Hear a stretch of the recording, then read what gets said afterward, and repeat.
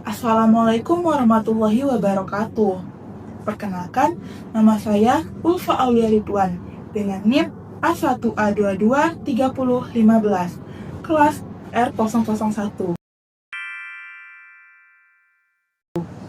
Pada kesempatan hari ini, saya akan membahas sebuah peristiwa bersejarah di negara Brunei Darussalam dengan judul Emas Hitam Titik Balik Ceria 1929.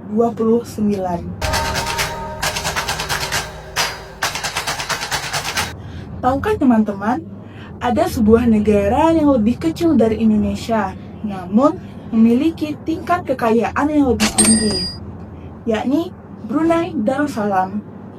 Brunei Darussalam merupakan salah satu negara terkaya kedua di Asia Tenggara.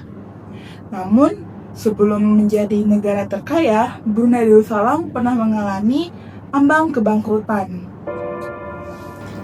Pada akhir abad ke-19, wilayah Kesultanan Brunei menyusut drastis dari Tanjung Datu di Sarawak hingga Pandasan di Sabah akibat tekanan politik Inggris.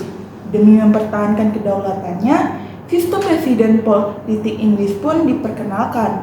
Namun sayang, ekonomi Brunei pada saat itu sungguh memprihatinkan.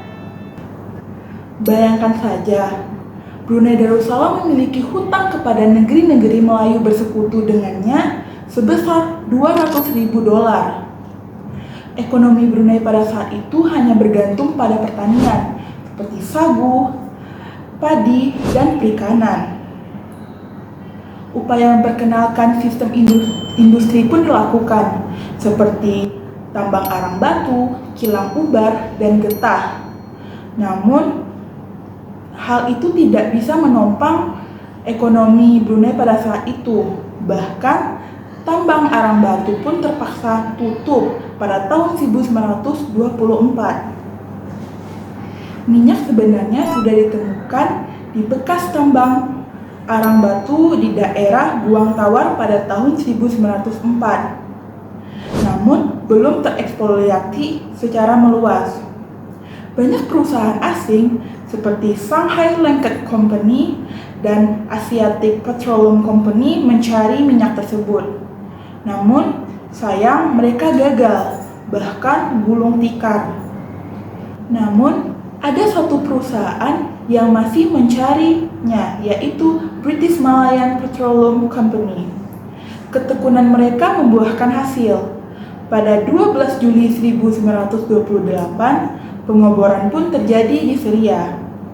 Dan terjadilah peristiwa bersejarah pada 5 April 1929, di mana ditemukan emas hitam di Ceria secara besar-besaran. Meskipun ekspor minyak ini sempat tertunda pada tahun 1932 akibat depresi ekonomi dunia, dampak penemuan minyak ini sungguh sangat terasa. Minyak menjadi tunggak utama dalam perekonomian negara itu. Bahkan pada tahun 1938, Brunei Darussalam menjadi salah satu pengekspor minyak terbesar ketiga di negara-negara Commonwealth-nya. Keajaiban ekonomi pun terjadi. Pendapatan royalti melonjak dari $607.000 menjadi $548.000. Sebab inilah Brunei Darussalam mampu melunasi hutang kepada negeri-negeri Melayu bersekutu. Dan Brunei Darussalam tidak perlu meminjam lagi dan bahkan mampu berdiri di kakinya sendiri. Kekayaan minyak tidak hanya berhenti di kas negara saja, ia menjadi pengalir dana, salah satunya di bidang pendidikan. Sebelum ditemukannya minyak, dana pendidikan di Brunei pada saat itu sangatlah minim.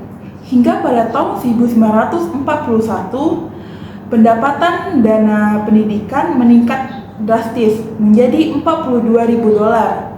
Hal inilah yang menyebabkan Brunei Darussalam yang dulunya hanya memiliki 4 bangunan sekolah pada tahun 1920-an menjadi 24 sekolah di tahun 1940-an.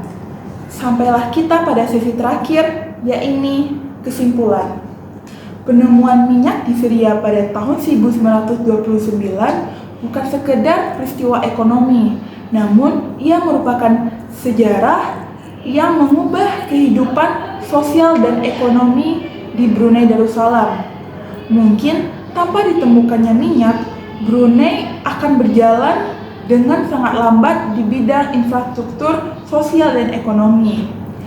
Itu saja pembahasan kita pada hari ini. Saya akhiri. Wassalamualaikum warahmatullahi wabarakatuh.